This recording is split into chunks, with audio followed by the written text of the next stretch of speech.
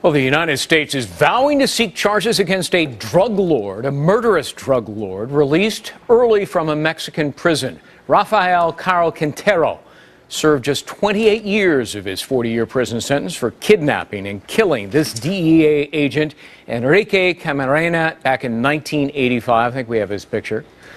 The convicted drug lord's attorney says he was tried in the wrong court, and others convicted in the crimes could also be released from prison soon, with the White House responding this way, quote, "We remain as committed today in seeing Quintero and others involved in this crime face justice in the U.S.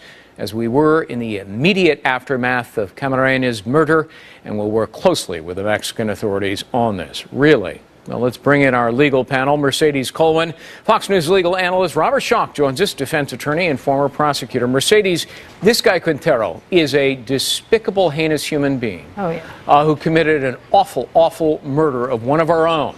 We have an extradition treaty with Mexico. Can the United States get its hands on Quintero? They could, because double jeopardy does not attach. You have U.S. laws that he could be prosecuted under U.S. laws. He would probably likely be extradited and then be tried in D.C. That's what generally happens when they're international crimes. They're brought into our borders. That's what generally they get prosecuted. Yeah. But there is no double jeopardy here. He can be extradited. And frankly, the only resistance Mexico would have is that they don't extradite individuals that have the death penalty back in the U.S. Right, so we waive the death penalty. He will be fine. Exactly. Right, we have to waive the... But there's another problem here, Robert. I took a look at the treaty. Yeah, it's true that in America there's no statute of limitations on murder, but there is in Mexico. Here's the treaty, Article 7. Extradition shall not be granted when the prosecution has become barred by lapse of time according to the laws of the requesting or requested party.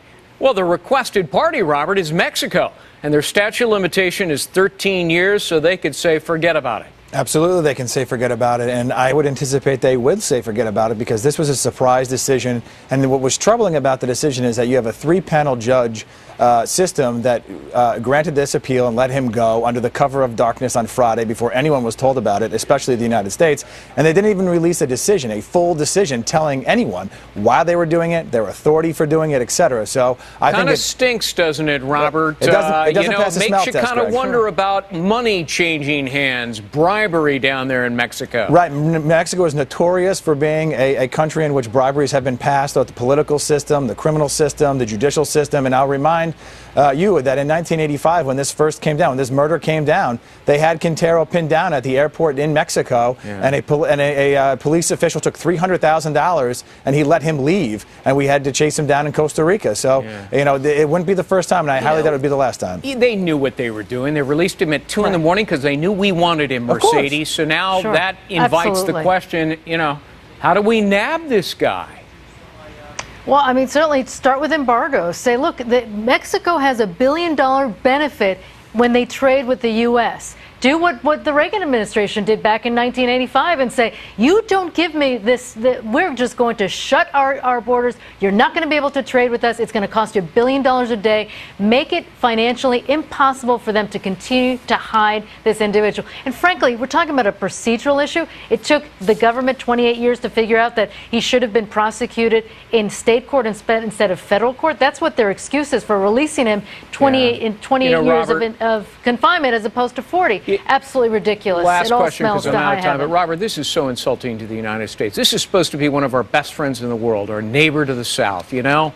And they didn't even give us the courtesy of a warning. No, they let the guy, they open up the gates and let him out at 2 in the morning. It's an absolute slap in the face to our government. And these drug lords still operate with impunity down there. I mean, the Mexicans have done almost next to nothing to solve this problem all the way back to 1985. Right, and the United States government, according to press releases, has been telling the Mexican government since the 80s, if there's ever a point in time where this individual is going to be released, you must notify us. We have absolute interest in extraditing him back to the United States for prosecution, and they let him go a full day before anyone else finds out about it. He's clearly ahead of the game here. And we have tried to help the Mexicans. We have given them billions of dollars in equipment and training to help them solve this problem of all the drug lords and the violence and murders down there. And this is how they thank us, by letting this guy Quintero out at 2 in the morning early.